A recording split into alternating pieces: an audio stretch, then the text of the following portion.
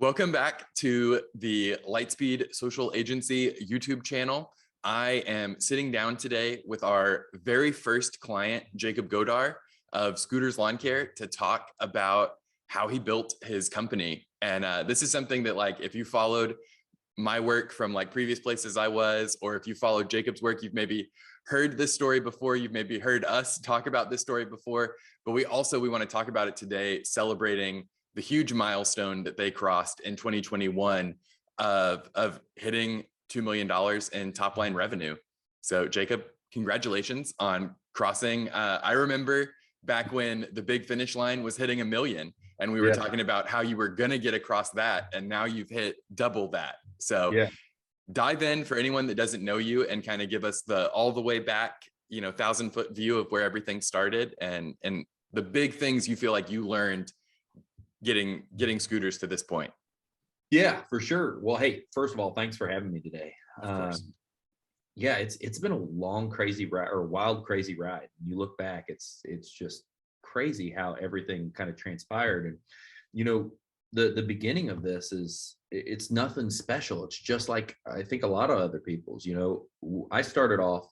I had a little trailer. I was working a full-time job, and I just knew that there was a little trailer sitting around. I had a blower, a push mower, and a weed eater, and that's how everything started. I was working in a body shop, and I wanted to do something on the side besides paint more cars, because it was paint cars all day, paint cars all night, or body work, whatever you want to say it is. And I asked my roommate if he wanted to go, start doing mowing lawns and start doing some lawn and landscape stuff, because I'd been in the industry before I moved to where I was at doing body work. I was a foreman at a landscape company, and things kind of went from there. I don't think my roommate ever helped me, though. I don't think he actually went anywhere ever with me. It was a suggestion. It ended up just being me all alone. But from there, I went and I need to find the flyers. The office just sent me some of the crazy stuff from way back in the day from up in Illinois. And I went up and down the streets, knocking on doors and trying to get work. And that just spiraled. 2014, that's what that looked like. That was knocking on doors, meeting people, working 50 to 60 hours at a job, doing this nights and evenings. And then things just grew from there, and first it was lawn care, and quickly we added landscaping. And then as things transpired in the business in Illinois, we just kept growing with new and trying to bring more value to our clients with services. And for the conversation that fits in here is, I was always really budget in the beginning. And some of the things that I should have let go on sooner were marketing. Like, I wanted to grow.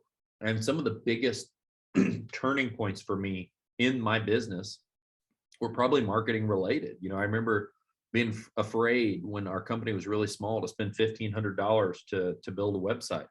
But our website, even though that wasn't a good website and it turned into a huge nightmare, and now that's why we have some experience in that. And but that website was the beginning of like one of our major lead generation things. Mm-hmm. And then so we just, from there, we just got more and more aggressive. And this isn't just because Cody's in marketing that I'm saying these things. We just got more and more aggressive with marketing. We got aggressive with having a good office staff, and we got aggressive with marketing, and we just poured fuel on the fire as the company grew. That just kept blowing the company up. And I think that, honestly, a lot of companies don't grow as fast as they could because not enough people know who they are, know what they offer, know what they can do. And so we focused, like I said, on the office staff to be able to facilitate great service. Well, then we also, as we're marketing over here, we're focusing on an office staff calling, making sure clients are happy, doing courtesy calls, seeing if they need any more service, using the notes from Service Autopilot that our guys have said they need this, this, and this, and just checking in with people and mm-hmm. trying to bring a lot of value. And that's really what has worked from nothing to 1 million to 2 million to above. I think we ended up like 2.3 or 2.4 this year. And with that being said, like, it's knowing what I know now, and to see Florida go to know it took so long in Illinois to get to even 400,000 or 500,000 revenue, and to know that Florida went from nothing to doing like 452,000 in its first 9 months. Like, that's all, a lot of that's marketing related. A ton of that's marketing related, and just already having the knowledge of how the work gets done. So Yeah. When you guys launched in Cape Coral, like the marketing budget, we went hard and fast, and yeah, the stats show that it paid off. And I'll have a link in the description to, we have a like case study of the work that we did with scooters that you can look at and see some graphs of, like, we remove like personally identifying info and stuff, but you can see some graphs and screenshots of what that marketing campaign looked like for them, and the success that they had there. Jacob, I think you've hit on the two pillars that when I think about scooters, those are the two things that I think about. And probably, working on the marketing day in and day out with you guys, like, obviously that's like first top of mind for me. But the fact that I have a ton of clients, and the only place where I know someone other than the business owner is scooters. yeah, Because I know Zoe in the office, I've met other members of your office staff, and like, I can only imagine that that goes even more for customers, where it's not just a voice on the phone. If they like y'all's Facebook page, they're on your Instagram, they're seeing the rest of the business. And that's something that I think that you guys have done so masterfully, is like, take what is a big business, right? You've crossed, well into seven figures now, and people still feel like you're a local business. yeah, And so you have that personality that makes people feel like they're supporting a local business, because they are. yeah. But you haven't hit the point where it's like nameless, faceless. They call on the phone and they don't know who they're talking to. And they just, it's that customer service angle is I think a secret ingredient that you guys don't talk. I think in past conversations, we have not talked about that enough. Yeah, and honestly, I know, again, business conferences, and I've listened, and I realize that, and honestly, this is probably like another big key to all of this, where a lot of people focus, if you read Michael Gerber's book, E-Myth, a lot of people get into that technical side of being the tradesman, the guy that can do it. And yeah, we know how to do the landscaping things, like everything in the industry. But I realized in my company, I focus less on that service always being perfect, and that aspect of it, because it's life. Things are going to go wrong. There's going to be problems. You can try to make it perfect all you want. It's the customer service and the office that can answer the calls and facilitate a feeling, that warm, cozy feeling of, we're going to take care of you, even though maybe this time it was on us, we screwed up, or this wild circumstance happened that's still a problem, but you're still taken care of because you're working with us. And that's always been. It took me years to realize that I focus where a lot of people focus a lot of effort on making sure their service is just so top notch. I focused on, no matter what, we were going to make sure it was right, and the office was there to ensure that. So, Yeah, I think that there is almost more value in a recovery from a mistake than never making a mistake, because like, you can't attain that perfection of never making a mistake on a job. Like, it's going to happen eventually. yeah, So having solid customer service behind that, you can take something that for a lot of companies, that one mistake would creep in and it would end up being a 1 or 2 star review on Google or Facebook or wherever. And by having solid customer service and standing behind your work and taking care of those problems, you can end up with, we made a mistake on this job that was bad, and we still got a 4 or 5 star review out of it. yeah.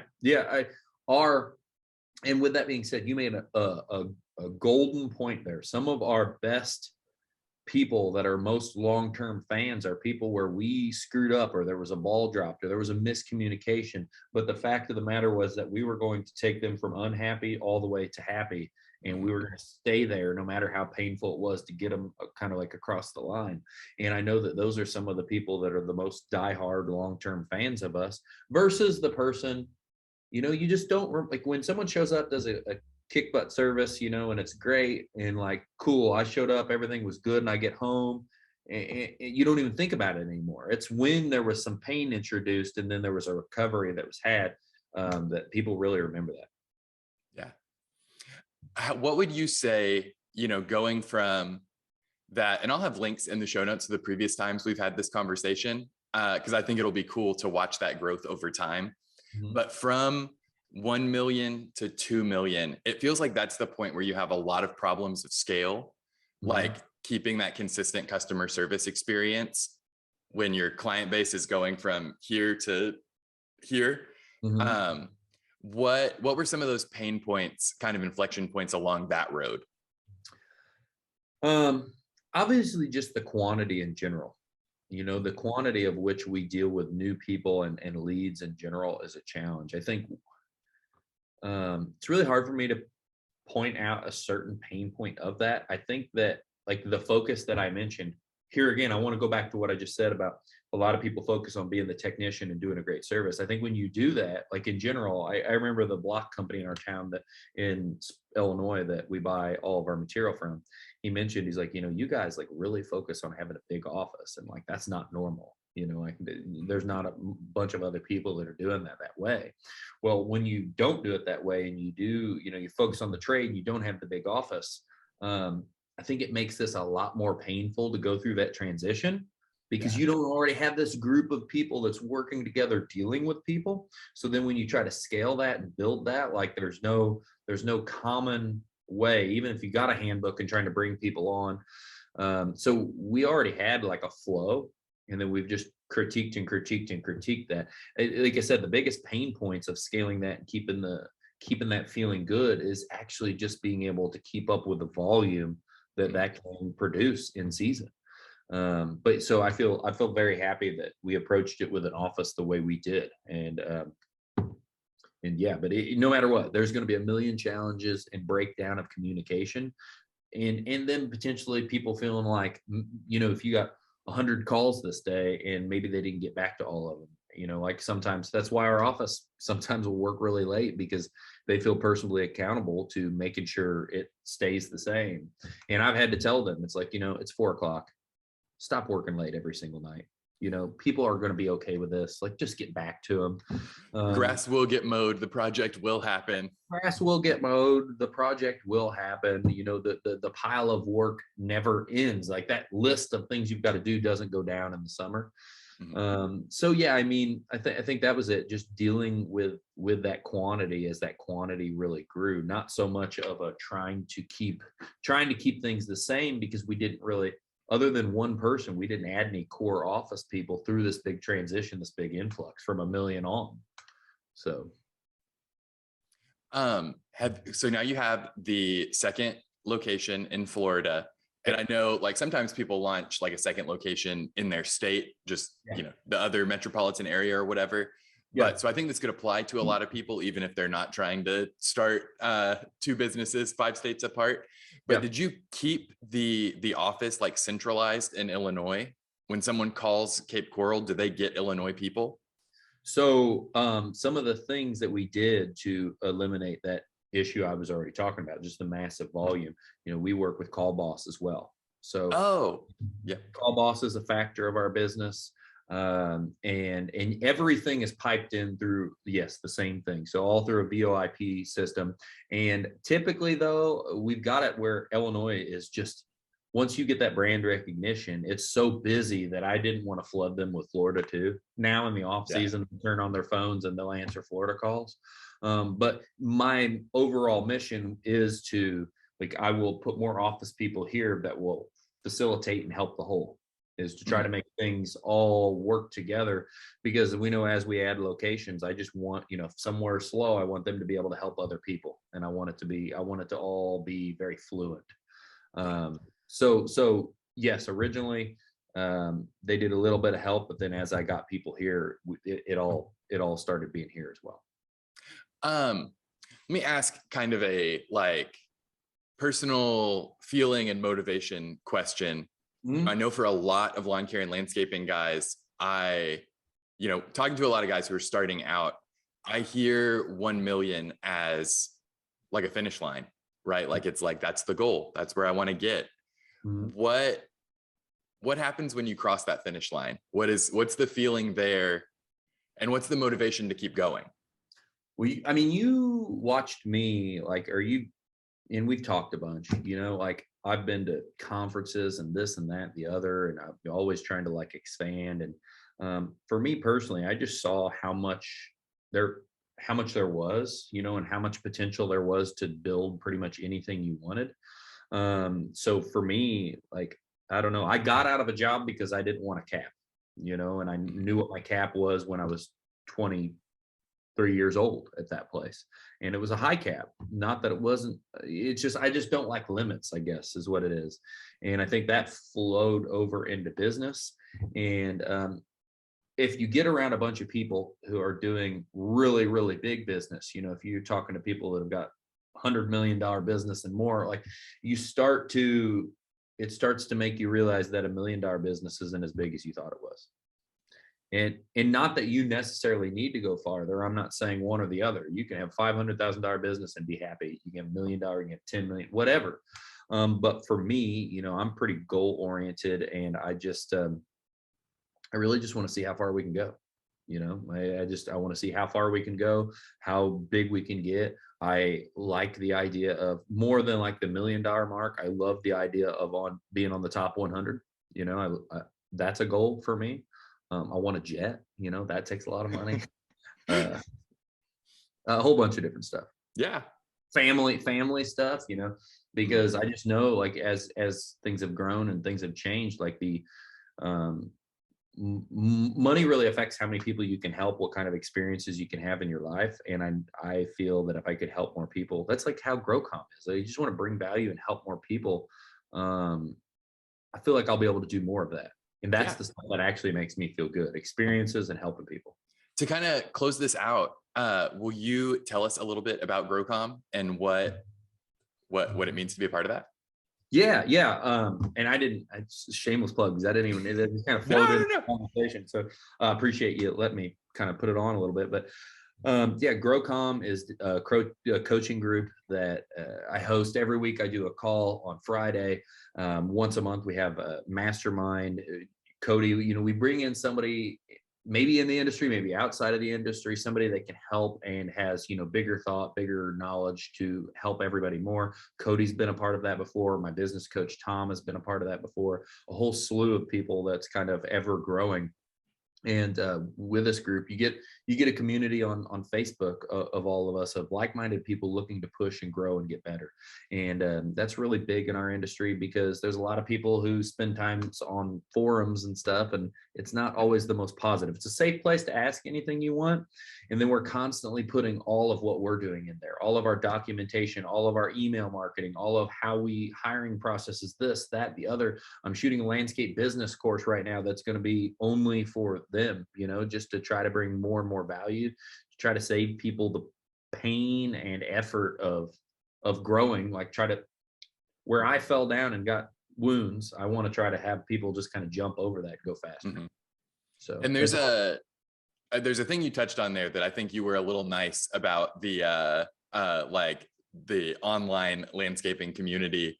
When you're in those kind of open forums where nobody's vested in like the outcome, it is just like toxic. It's like a poisonous employee, but except you got millions of them commenting on something and making you feel stupid for something you shouldn't feel stupid for. Your question might have been a great question. Yeah. So there's a lot of value in a group of people who care about each other, are vested in the outcome because you're working together, you're learning together. Much more valuable than what you'd find in a totally free lawn care Facebook group of people wanting to vent. Yeah, 100%. Yeah. It's got minus all the negativity and the derogatory whatever, all that crazy stuff. So yeah. Well, awesome. We'll have a link in the description to where you can check out GrowComm. If that is something you feel like you need in your business, you can find it down there. Until next time, we keep growing. I don't have a sign off for this, so I just say that. Cool. That's good. We'll keep growing.